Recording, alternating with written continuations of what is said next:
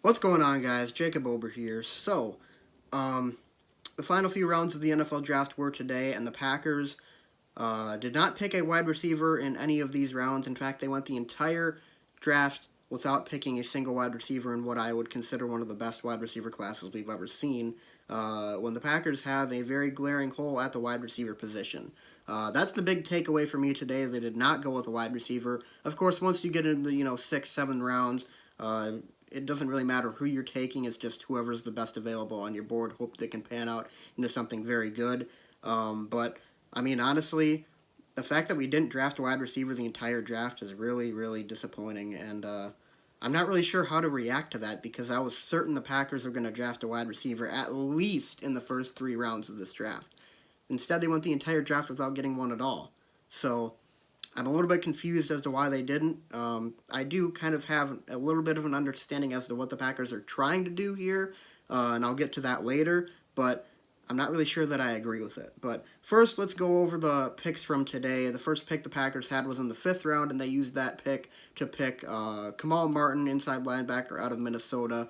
I'm glad the Packers decided to finally address a position of true need on their team, but this pick doesn't really impress me that much. Kamal Martin is a linebacker that sounds very, very similar to Blake Martinez.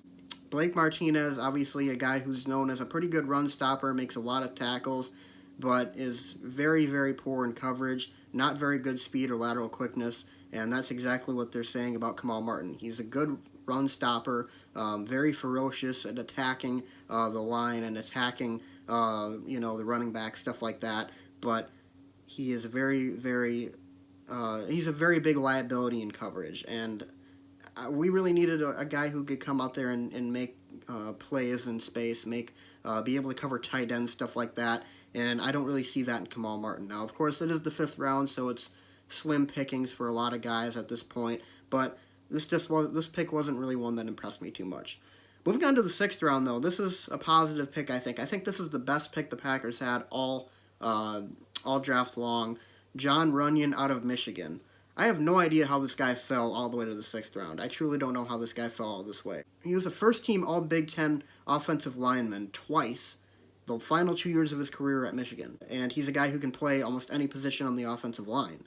So I'm really wondering how this guy fell all the way to the 6th round. This was a big steal for the Packers. I think this is their best pick of the draft. This guy also had a father who was an all-pro at the NFL level. So football runs in his family. I like this pick a lot. I think John Runyon can make an impact right away for the Packers next season, even if it's just as a backup. But, I mean, for offensive linemen, versatility, the Packers really value that. And, as a backup, I think he could come in and relieve some guys or even start in place of someone who might get injured. So I really liked that pick. I'm not really too sure what to think about the Packers using their next 2 picks after that to take offensive linemen as well. In the 6th round still, the Packers took a center, Jake Hansen out of Oregon, and an offensive tackle, Simon Stepaniak out of Indiana. I think that's how you pronounce it. Both of these guys seem to be backups from what I've heard. I mean, they're not really guys who are going to be anything more than, maybe special teamer or, backup to some of the backups. I mean, of course, you can never have too many offensive linemen, but I was really hoping the Packers were going to take a receiver with one of these picks in the 6th round.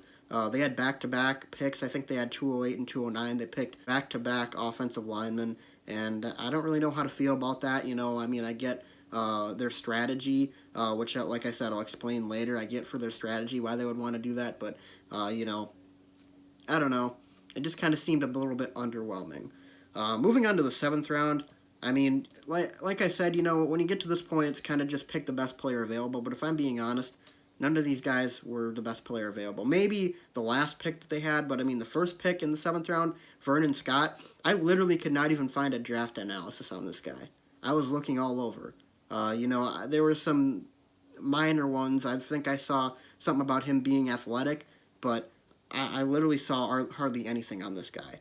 And I also saw one other thing. I did see one other thing on the guy. He was the 61st overall rated safety by a scout in the entire draft. And we picked him in the 7th round?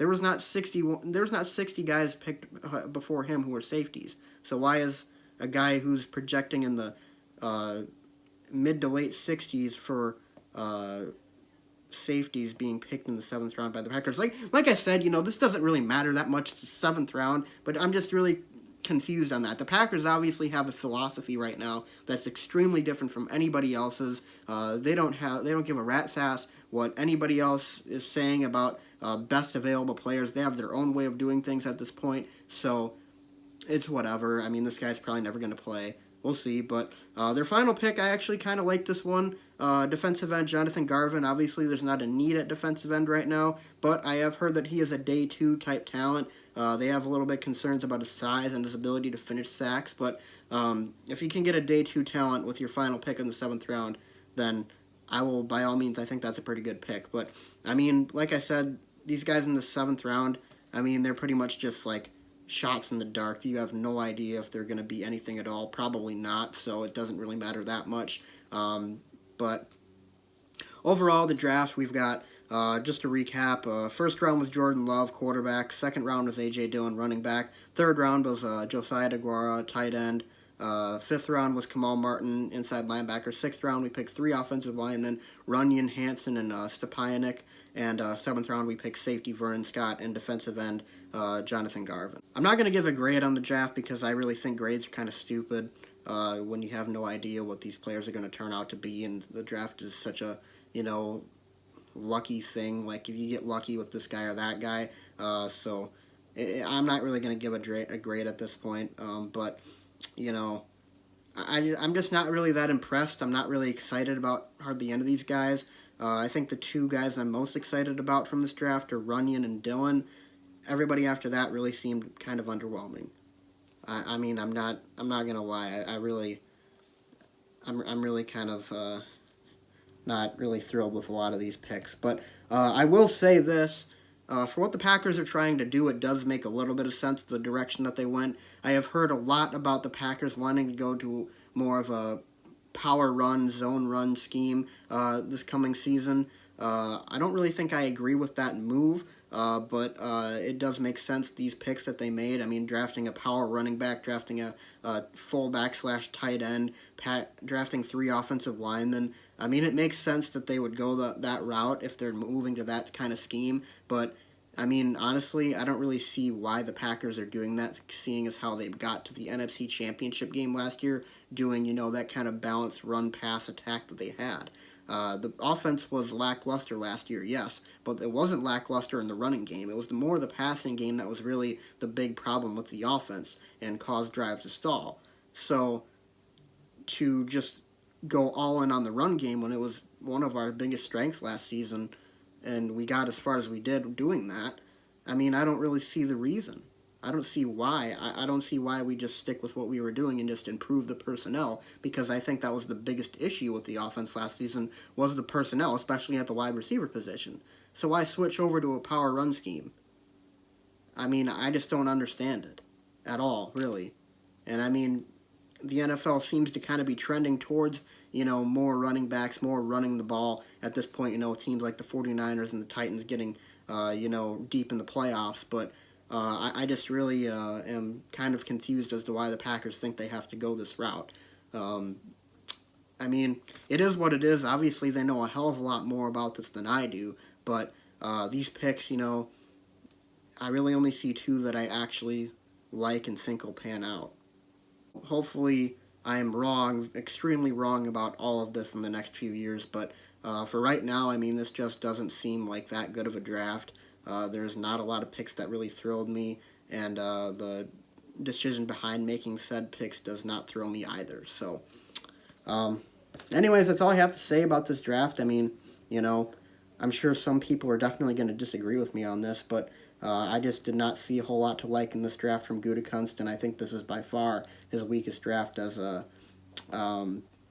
general manager in the 3 that he's had. So, anyways, guys, so thanks for watching. I'd love to hear your guys' opinion on the draft in the comment section below. Be sure to leave a like and subscribe. Follow me on Twitter, @EverSports41512, and on Instagram, be Jacob_Ober, and I'll see you guys next time. Go Pack, go.